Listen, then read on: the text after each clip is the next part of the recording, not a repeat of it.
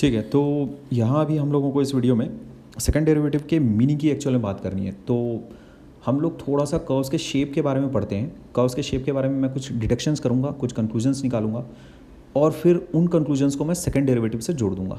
ठीक है, ध्यान से सुनोगे तो this will be a very fun kind of exercise. ठीक है, देखो यहाँ जैसे कर्व मेरे पास ऐसा है, मान लेते हैं एक सर्टन कर्व मैंने बनाया है तुम्हारे सामने। कोई इसमें इनिशियल मैंने कुछ अजम्पशंस वगैरह ऐसा कुछ लिया नहीं है। ठीक है क्या, बस एक कर्व तुमको दिया हुआ है। हाँ, उसकी नेचर गिवन है तुमको। नेचर मतलब कि किस तरह का वो दिख रहा है ना, वो चीज़ तुम्हें गिवन है। इसको एनालाइज करना है अपने को। देखो जैसे मान लेते हैं इस कर्व की अगर मैं बातचीत करूँ, ये लेट से एक पॉइंट है x=x1, कुछ वैल्यू आ रही होगी, ये दिख रहा है मेरे को, ये x=x2 है। कुछ उस पर भी कर्व में कुछ आउटपुट आ रहा होगा। इनपुट दोगे तो जाहिर सी बात है कुछ ना कुछ आउटपुट तो आएगा ही। खैर मेरा आउटपुट से अभी कोई मतलब नहीं है ना। मैं एक्चुअल में देखना चाहता हूँ कि x1 पर और x2 पर स्लोप ऑफ द टेंजेंट कितनी कितनी बन रही है। यहाँ देखो ये है θ1, दिस इज θ2। तो जैसा कि मैं देख सकता हूँ θ1 और θ2 दोनों ही एक्यूट है एंड θ2 इज़ ग्रेटर देन θ1। ठीक, θ1 और θ2 दोनों एक्यूट है such that θ2 is greater than θ1। Acute angle में जितना बड़ा एंगल होगा टैन उतना ही बड़ा होगा। ठीक है क्या, उस एंगल का। ये चीज़ मुझे कैसे पता चल रही है? बेसिक ग्राफ बनाना सबको आना चाहिए। ठीक है, जैसे टैन का अगर तुम ग्राफ अगर खींचते हो तो कैसा दिखाई देता है, कुछ इस प्रकार का। ये देखो यहाँ पर कहीं होगा θ1, यहाँ पर कहीं होगा θ2। आउटपुट तुम देख सकते हो, tan θ1 तुम्हारे पास ये आ रहा है और यहाँ पर आउटपुट तुम देख सकते हो tan θ2 तुम्हारे पास ये आ रहा है। ठीक है, तो as observable from the graph tan θ2 की जो वैल्यू है that is obviously greater than tan θ1। ठीक, θ2 बड़ा है ना, बड़ा एक्यूट एंगल है। ये तुम्हारे पास π/2 है, ये वाली जो वर्टिकल एसिम्पटोट मैंने बनाया है, और ये तुम्हारे पास -π/2 है। ठीक है बात, तो बहुत ही बेसिक सी बात है, बहुत ही फंडामेंटल अभी बातचीत चालू है। ठीक है, अच्छा अब हमें ये बात बहुत अच्छे से पता है, tan θ is what, slope of the tangent. ठीक है, तो स्लोप ऑफ द टेंजेंट को हम फर्स्ट डेरिवेटिव से रिलेट कर सकते हैं इस तरह से, f'(x2) is greater then f'(x1)। हमें तो पता है ना कि किसी भी पॉइंट पर फर्स्ट डेरिवेटिव का मीनिंग क्या होता है, slope of the tangent. Slope of the tangent का मतलब क्या होता है, स्लोप का मतलब ही होता है tan θ। ठीक है, तो फर्स्ट डेरिवेटिव का मीनिंग ही है स्लोप ऑफ टेंजेंट। ठीक, तो वही चीज़ मैंने यहाँ पर उसके बिना पर लिखी है। ठीक है, meaning of the first derivative is equal to slope of tangent. ठीक है, ये इसका रीज़न है ना, एज फर्स्ट डेरिवेटिव है ना implies स्लोप ऑफ टेंजेंट। ठीक है, और स्लोप का मतलब होता है वो tan θ। ठीक, खैर अब बड़े ध्यान से देखो, इस चीज़ को अपने को डिड्यूस करना है। ये जो चीज़ अपने पास आई है ना, ये क्या बता रही है? जैसे अगर मैं तुमसे ऐसा कहूँ f(x2) is greater then f(x1)। ठीक है, ध्यान से समझो, सीखो इस चीज़ को। मान लेते हैं ऐसा तुमसे कोई कहता है f(x2) is greater then f(x1), ऐसा अगर कोई तुमसे कहता है। ठीक, तो तुम क्या कहते हो, x2 ग्रेटर देन x1 है ना, गिवन है ये चीज़। ठीक, और कोई तुमसे बोल रहा है कि f(x2) is greater then f(x1), तो तुम उसको ये बोलोगे ना कि बड़े इनपुट के लिए है ना बड़ा आउटपुट आ रहा है, इसका मतलब मैं ये कह सकता हूँ कि f'(x) कैसा होगा तुम्हारे पास, पॉजिटिव। ठीक भाई, इंक्रीजिंग है और क्या, f इज़ इंक्रीजिंग। इससे अपने को क्या बात पता चलती है, f इज़ इंक्रीजिंग। अगर f इज़ इंक्रीजिंग तो अपन क्या बोल सकते हैं कि भाई किसी भी पॉइंट पर अगर तुम टेंजेंट बनाओगे तो वो एक्यूट एंगल बनाएगा। ठीक है, इसका मतलब क्या होगा कि f'(x) इज़ पॉजिटिव। ठीक है बात, अच्छा ध्यान से सुनोगे, अगर f इंक्रीजिंग है तो f'(x) पॉजिटिव है। ठीक है, यहाँ पर देखो, इससे अपने को क्या पता चल रहा है कि f'(x) इज़ इंक्रीजिंग।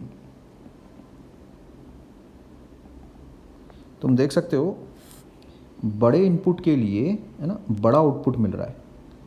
ठीक है, देख सकते हो है ना, यहाँ for x2 greater than x1 देखो क्या मिल रहा है, देख रहे हो, F dash x two is greater than F dash x one. इसका मतलब मैं क्या बोल सकता हूँ कि F dash x is increasing. अच्छा, अगर एक फंक्शन इंक्रीजिंग होता है तो उसको हम ऐसा लिख सकते हैं कि जो उसका डेरिवेटिव है वो जाहिर सी बात है पॉजिटिव होगा। उसका डेरिवेटिव मतलब क्या, F double dash x is positive. Clear है बात। और कोई भी फंक्शन अगर इंक्रीजिंग है तो तुम ये चीज़ हमेशा कह सकते हो कि उसका जो डेरिवेटिव रहेगा है ना वो पॉजिटिव रहेगा, ये पक्की बात है। ठीक है, तो होपफुली ये डिस्कशन तुम्हें समझ में आया होगा, क्योंकि इसके आगे के जो कर्व्स हैं और भी कुछ शेप्स हम लोग ट्राई आउट कर सकते हैं। देखो जैसे यहाँ पर आगे के जो कर्व्स है उसमें भी डिस्कशन सिमिलर रहने वाला है। ठीक, इसके बिना पर एक्चुअल में कन्केविटी और जो सेकंड डेरिवेटिव है उसके बीच में रिलेशनशिप बना दूंगा। ठीक है, कन्केविटी बोलते किसको है ऐसे, ये जैसे ये जो कर्व है दिस इज़ कनकेव अप। ठीक है, ये तो मेरे को दिखाई दे रहा है, इसको बोलते हैं कनकेव अप, जैसे है ना, कर्व इज कनकेव अप, लिख देता हूँ मैं कनकेव अप। ठीक है, ऐसा कनकेव अप मतलब तुम ऊपर से देख रहे हो और कैसा वो तुमको मतलब चाय के प्याले जैसा दिखे, ऐसा ऊपर से देखने पर। ठीक है, मतलब एक कैसा रहता है, उभरी सतह को एक्चुअल में हम लोग कन्वेक्स कहते हैं। तो जैसे अगर मान लेते हैं कर्व, अगला कर्व जैसे जब मैं बना रहा हूँ, देखो यहाँ लेट्स से ऐसा कुछ है, अगला भी एक और कनकेव ही ले लेते हैं अपन पहले। ठीक है, कनकेव वाली चीज़ें पहले ख़त्म कर लेते हैं। कन्वेक्स मतलब कुछ नहीं रहेगा, ऊपर से देखने पर अगर कोई कर्व तुमको ऐसा दिखाई देता है, देखो ऊपर से देखने पर उभरी सतह अगर पहले दिखाई देती है ना, तो वो कन्वेक्स है तुम्हारे पास। ठीक है, अच्छा खैर, तो अभी इस कनकेव कर के लिए हम लोगों ने क्या डिड्यूस किया कि भाई डबल डेरिवेटिव जो है किसी भी पॉइंट पर अगर तुम उठाते हो तो वो कितना आएगा तुम्हारे पास, पॉजिटिव। ठीक है, दिस इज़ द कंक्लूजन। ठीक, अच्छा अब देखो अगले कर्व को एनालाइज करते हैं इसी तरह से। ठीक, जैसे मान लेते हैं अपन ने ये 2 पॉइंट्स उठाए x1, ये लेट्स से एक और पॉइंट उठाया x2, ऐसा। तो यहाँ तुम देख सकते हो जो स्लोप है वो देखो कैसी जा रही है, ये है तुम्हारा tan थीटा, ये हो गया θ1, और एक यहाँ देखो ये और ऐसा गिर गया है, this is what, this is θ2। ठीक, अच्छा तो अब देखो दोनों ही एंगल्स ऑब्ट्यूज हैं। ठीक है, θ1 एंड θ2 बोथ आर ऑब्ट्यूज।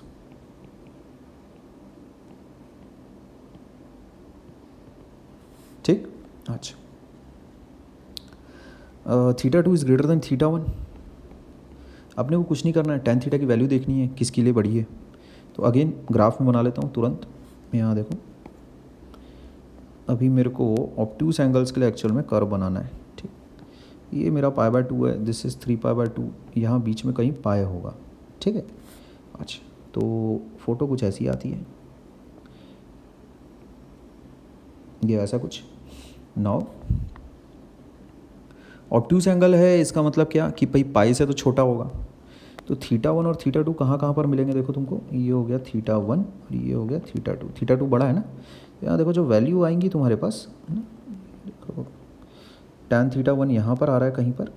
ठीक है, और tan θ2 तुम्हारे पास ऊपर आ रहा है, तो जो वर्टिकल लाइन पर ऊपर रहेगा इसका मतलब वो वाला tan तुम्हारे पास बड़ा है, इसका मतलब tan θ2 is greater than tan θ1। ठीक है, दोनों ही tan नेगेटिव है, ये बात ध्यान में रखना। ठीक है, बट ये tan θ2 is greater than tan θ1।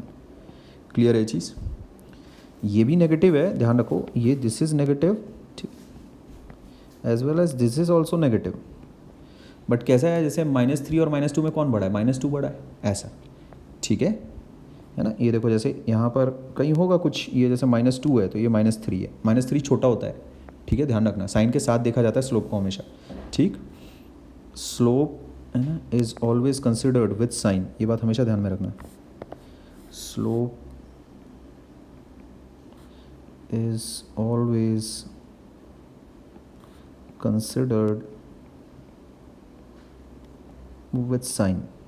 ठीक है, ऐसा, इस बात को हमेशा ध्यान में रखोगे। अच्छा, ये कैसा कर्व है तुम्हारे पास, this is also concave up. ठीक है, कनकेव अप को सिंपली कनकेव भी बोला जाता है, और कनकेव डाउन को कई बार कन्वेक्स भी बोला जाता है। ठीक है, तो कुछ किताबों में कनकेव डाउन लिखा रहता है, कुछ किताबों में कन्वेक्स लिखा रहता है, उससे कंफ्यूज नहीं होना है, दोनों एक ही बातें हैं। ठीक, अच्छा अब देखो तीसरा कर्व हम लोग एनालाइज करते हैं, ठीक। लेट्स से कर्व की शेप कुछ ऐसी है, ऐसा। अब देखो ये कनकेव डाउन है या फिर मैं इसको कन्वेक्स भी कह सकता हूँ।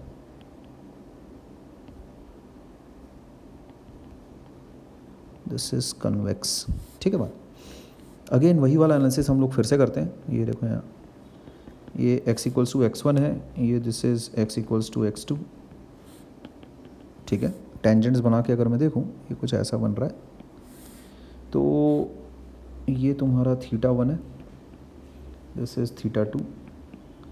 अगेन दोनों के दोनों ऑब्ट्यूस एंगल्स हैं, ठीक। अच्छा, तो ये तो बिना ग्राफ दिखाई मैं डायरेक्टली बता सकता हूँ ऐसे, ठीक है। यहाँ देखो θ1 इज़ ग्रेटर देन θ2।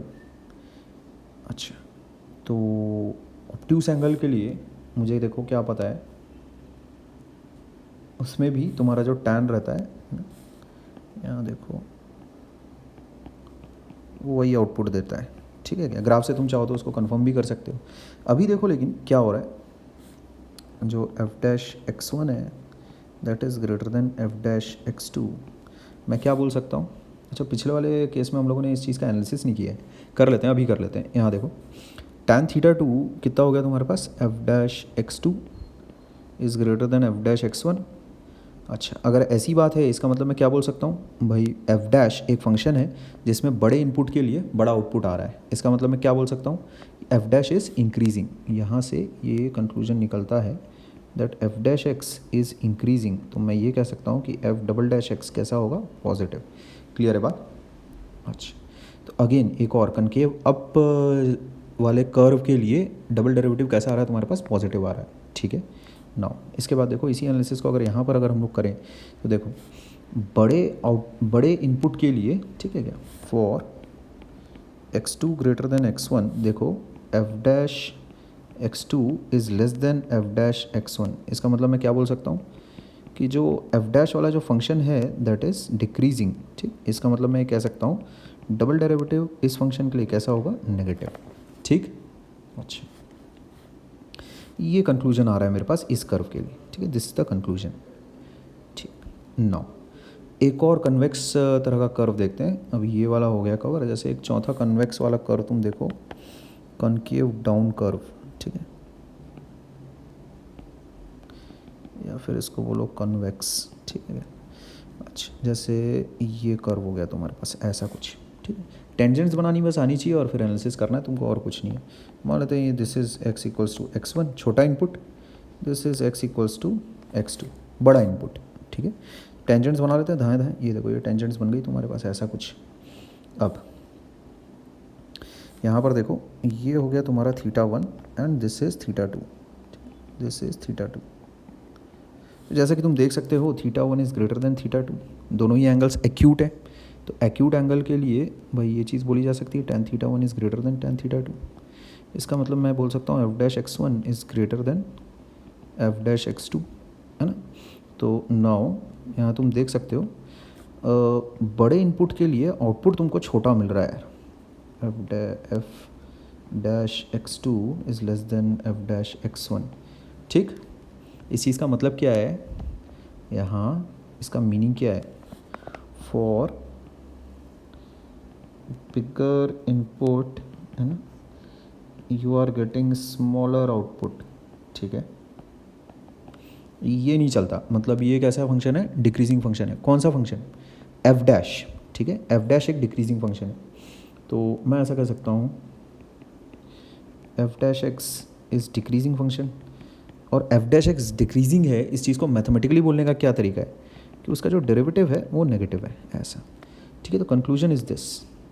तो जैसा कि तुम देख पा रहे हो ये चार तरह की कर्व है, ठीक है। कर्व का जो नेचर होता है वो चार तरह का ही रहता है। कर्व बोल रहा हूँ मतलब स्ट्रेट लाइन मत उठा लेना, स्ट्रेट लाइन पर 2 मिनट में बाद में बातचीत करते हैं। कर्व यही चार तरह के रहते हैं, ठीक है। तो from the above 4 curves, from the study, from the analysis of the above 4 curves, from our analysis of above 4 curves, क्या कंक्लूजन क्या निकलता है अपना, we can conclude that f double dash x greater than zero implies concave curve है ना, concave या फिर बोलो कनकेव अब, f double dash x is less than zero implies curve कैसा है तुम्हारे पास, कन्वेक्स है। ठीक है, दिस इज़ द कंक्लूजन, ये कंक्लूजन है। तो मैं ऐसा कह सकता हूँ that is double derivative decides concavity of a curve.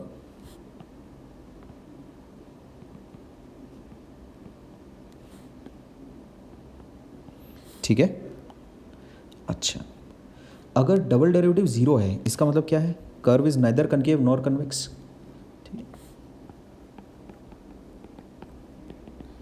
If double derivative is zero then the curve is neither concave nor convex। ठीक, तो जाहिर मतलब पूरे कर्व के एक इंटरवल की बात कर रहा हूँ मैं, एट अ पॉइंट नहीं बोल रहा हूँ। ठीक है ना, तो उसका मतलब क्या है, वो कर्व फिर जाहिर सी बात है स्ट्रेट लाइन होगा। ठीक है, उसमें मतलब जाहिर सी बात है वो फिर then the curve is straight.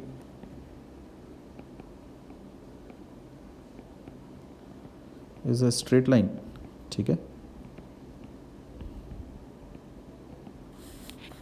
अच्छा, किसी एक पॉइंट की बातचीत नहीं कर रहा हूँ मैं कि एक पॉइंट पर अगर डबल डेरिवेटिव अगर ज़ीरो हो जाता है तो उसका क्या मीनिंग है फिर।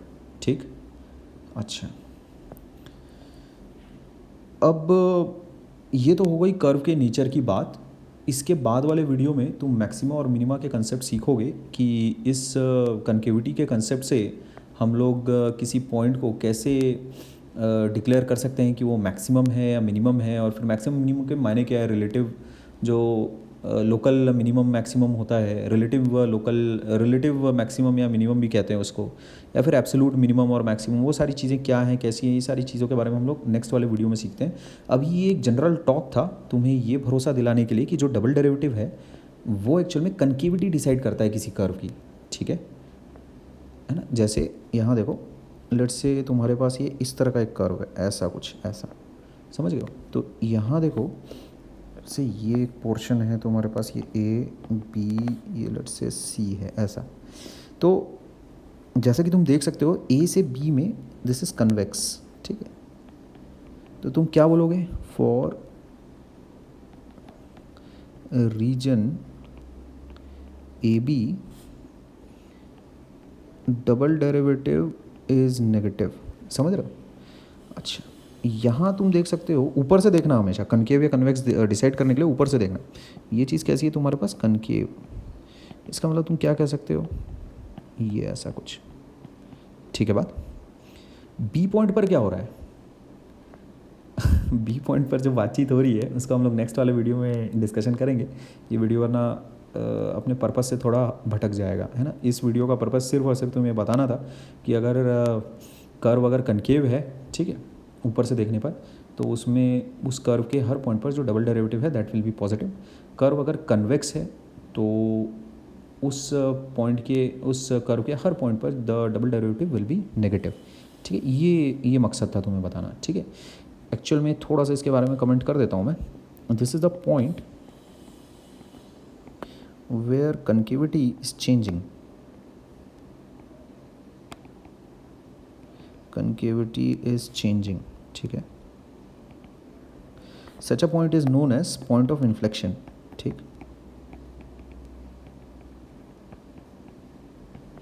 ठीक है, such a point is known as point of inflection. ठीक, यहाँ पर the double derivative is zero,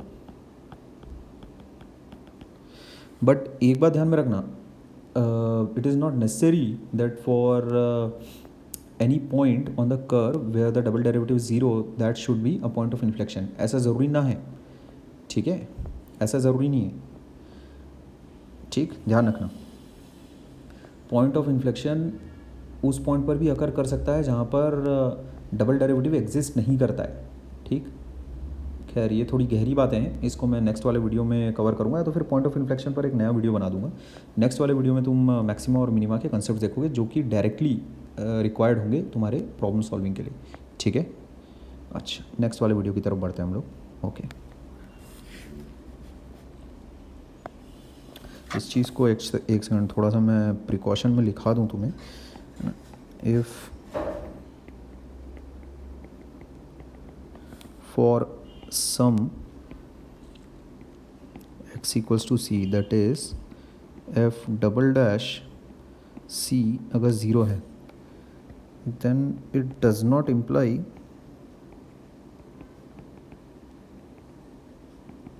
that x equals to c is the point of inflection, ठीक है। ऐसा कुछ ज़रूरी ना है बाबा, है ना। जैसे इसका एक उदाहरण अगर मैं दूं तुमको, जैसे कि देखो, अगर साइन चेंज अगर नहीं हुआ, ठीक है, it is necessary that f double dash changes sign across x equals to c, ठीक है। Only then it would B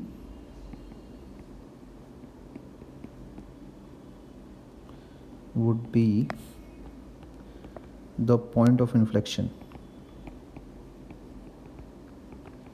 ठीक है। मतलब मैं किस बारे में बातचीत कर रहा हूँ, जजिंग एल्जेब्रिकली, ठीक है। और अगर ग्राफिकली अगर तुमको देखना हो तब तो कोई भी देख सकता है यार।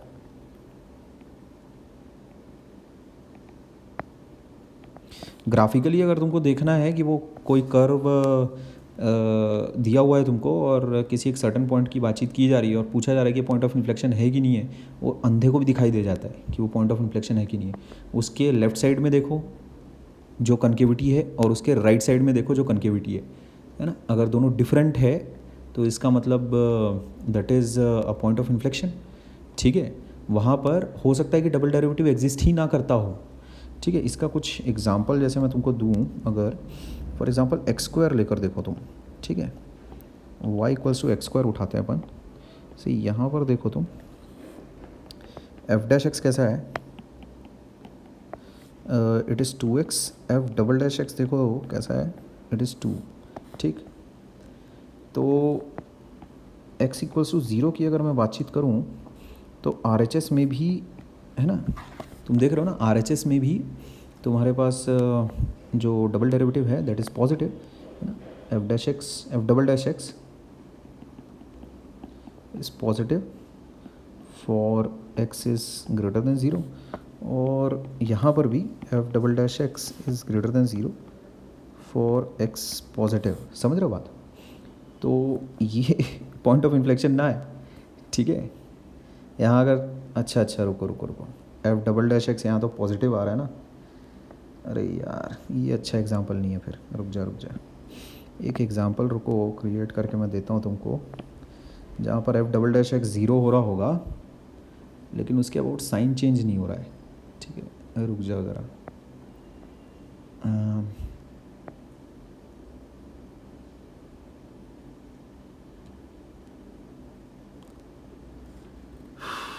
कैसे बना सकते हो तुम उसको,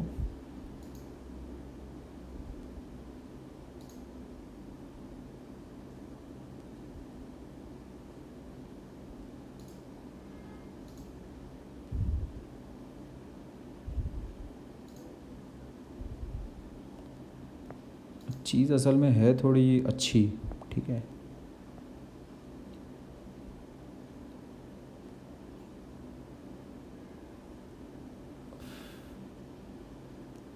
अच्छा तुम इसको कंसिडर करो एक बार, ठीक है। ये अगर तुम देखो तो एफ डैश तुम्हारे पास आता है, एफ डबल डैश आता है,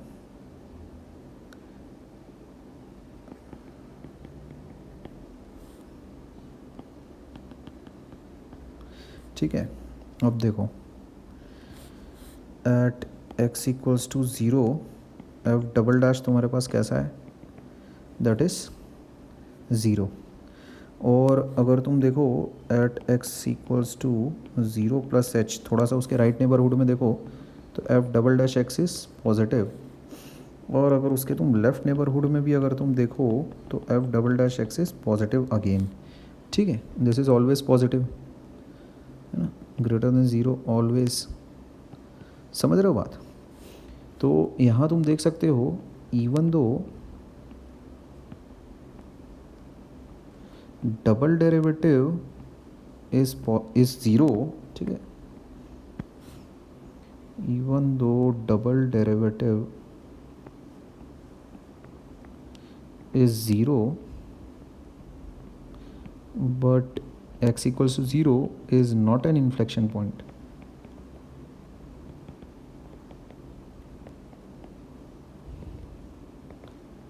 ठीक है, अगर तुम x की पावर 4 का अगर कर्व अगर देखते हो, एक सेकंड,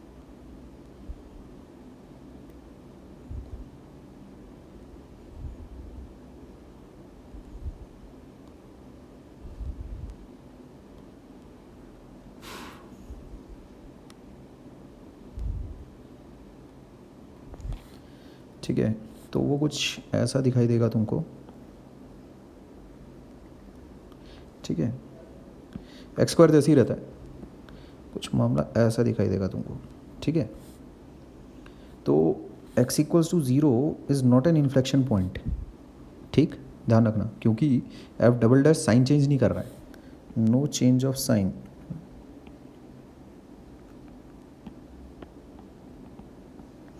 ठीक, hence x equals to 0 is not an inflection point.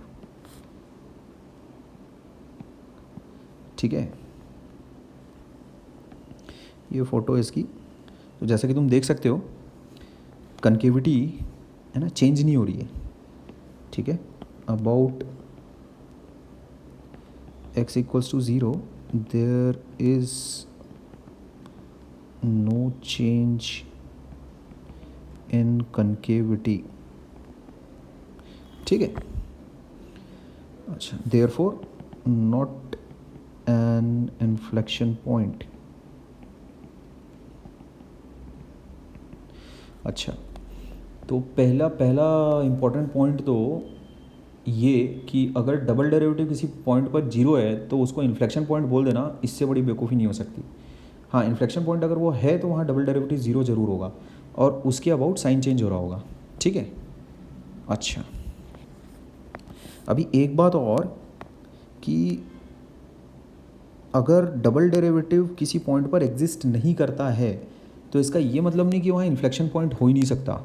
ठीक है, if double derivative does not exist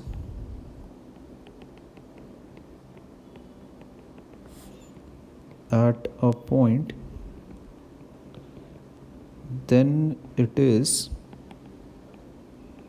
not necessary that inflection point can't occur at that point. ठीक है, जैसे बैक ऑफ द माइंड जो मेरे एग्जांपल आ रहा है वो ये है, यहाँ देखो फॉर एग्जांपल ये एक्स क्यूब का कर्व है। ठीक, तो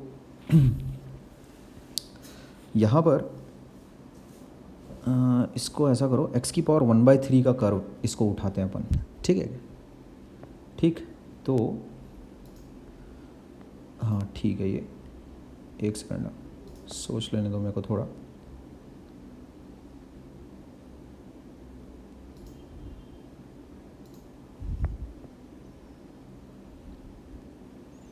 ठीक है, ठीक है, कर्व एक्चुअल में ना थोड़ा ऐसा रहता है, ये ऐसा कुछ,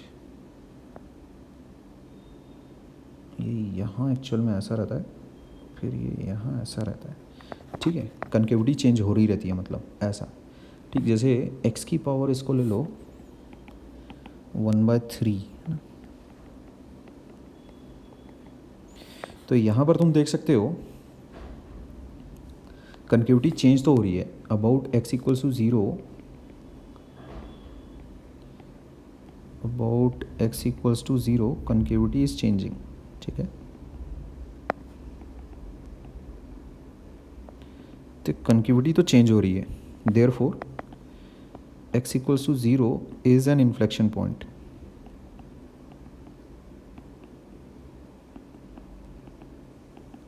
ठीक।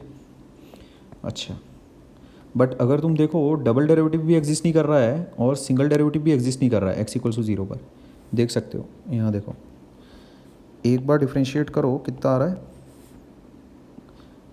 1/3 आ गया नीचे, x की पावर -2/3 यानी 1/x की पावर 2/3। ठीक है, यहाँ x should not be equal to 0, है ना। और देखो डबल डेरिवेटिव भी अगर तुम देखो कितना हो जाएगा, करके देख लो यार, ये -2/3 यानी कितना हो गया, ऐसा कुछ 1/x की पावर 5/3। ठीक है, तो ये चीज़ आ जाती है -2/9 x की पावर, ये ऐसा कर लो इसको, x की पावर 5/3। ठीक है, तो f डैश और f double dash both do not exist, है ना, एट x इक्वल्स टू 0। अब बोलो ठीक है क्या, but x equals to 0 is an inflection point.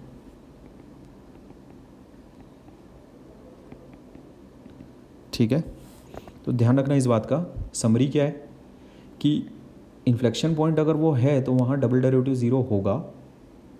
ठीक है, या तो फिर वो वहाँ पर डबल डेरिवेटिव अनडिफाइंड भी रह सकता है। ठीक, समरी मैं इसकी लिख देता हूँ तुम्हें। अभी मैक्सिमा मिनिमा वगैरह से रिलेटेड मैंने कोई बात की ही नहीं है, मैंने सिर्फ कर्व के नेचर, शेप के बारे में बातचीत की है, कन्केविटी के बारे में बातचीत की है और इन्फ्लेक्शन पॉइंट पर बातचीत की है। ठीक है, अच्छा, तो अगर इन्फ्लेक्शन पॉइंट है x equals to c is an inflection point, तो तुम ये बोल सकते हो कि या तो वहाँ पर डबल डेरिवेटिव 0 होगा, ठीक है, f डबल डैश c लिख दो ना, या फिर f double dash does not exist. ठीक, ऐसा नहीं हो सकता कि डबल डेरिवेटिव पॉजिटिव या नेगेटिव हो। ठीक है, very important, this is very very important, है ना। f double dash at c greater than 0, f double dash c less than 0, both are not possible.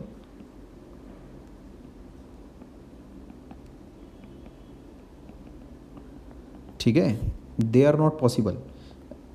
ठीक है, if x equals to c is an inflection point, या तो double derivative 0 होगा या तो वो एग्जिस्ट नहीं कर रहा होगा। ठीक है ना। अच्छा, ऐसा क्यों, इसके बारे में तुम सोचना थोड़ा, ठीक है क्या, है ना। इसको अगर थोड़ा सा सोचोगे तो अपने आप समझ में आ जाएगा। अगर डबल डेरिवेटिव अगर पॉजिटिव है, इसका मतलब क्या है, एफ डैश इंक्रीजिंग है। ठीक है, एफ डैश इंक्रीजिंग है। अब एफ डैश अगर इंक्रीजिंग है तो भाई वो एफ डैश अगर इंक्रीजिंग है तो वो एफ डैश वहाँ पर 0 कैसे हो सकता है। इन्फ्लेक्शन पॉइंट के लिए इट इज़ नेसेसरी ना कि वहाँ पर एफ डैश 0 होना चाहिए। ठीक है, मेरी बात समझ रहे हो। यहाँ मैं बता देता हूँ वैसे इस चीज़ का लॉजिक भी क्या है। ये चीज़ थोड़ा सा हाई फंटूश हो सकती है कुछ लोगों के लिए। ठीक, देखो डबल डेरिवेटिव अगर तुम्हारे पास पॉजिटिव है, इसका मतलब क्या हो गया, एफ डैश इज़ इंक्रीजिंग। ठीक है, इसका मतलब क्या हो गया, मान लेते हैं डबल डेरिवेटिव एक पॉइंट पर है ना, at x equals to c positive है, तो वहाँ पर उस पॉइंट पर इसका मतलब एफ डैश कैसा इंक्रीजिंग है, इसका मतलब f dash c is not equal to 0, है ना। तो इससे अपने को क्या समझ में आता है कि at x equals to c, है ना, there is no inflection point.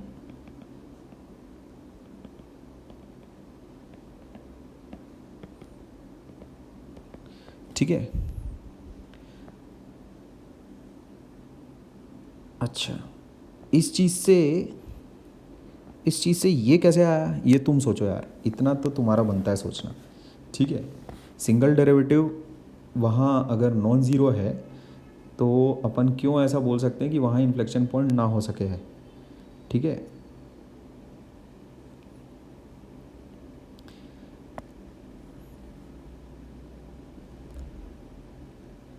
अच्छा,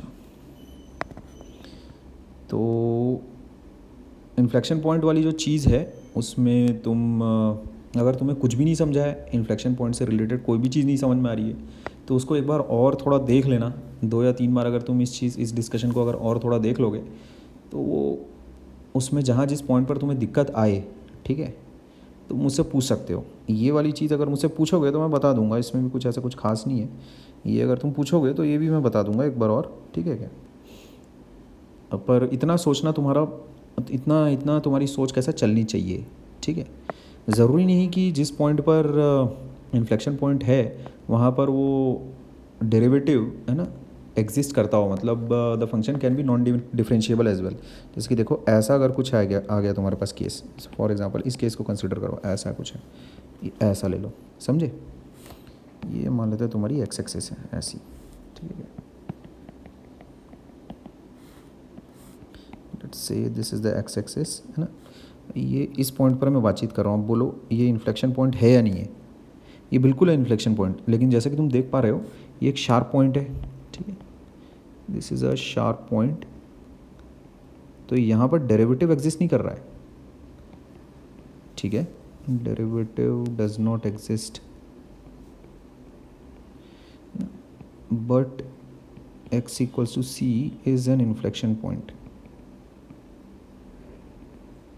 क्यों इन्फ्लेक्शन पॉइंट है, कुछ नहीं करना है, बस सिंपल। यहाँ देखो ये कनकेव अप है,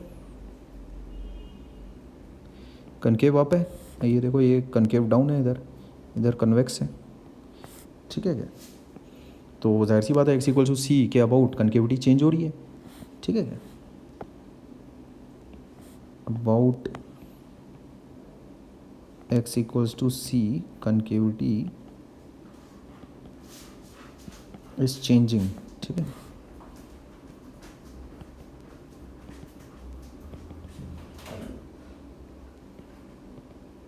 तो तुम क्या बोलोगे कि भाई जो x इक्वल्स टू सी है वो पॉइंट ऑफ इन्फ्लेक्शन है, बिल्कुल है, ठीक है। जैसे अगर तुम देखो y equals to sine x है तुम्हारे पास, ठीक, ये चीज़ है।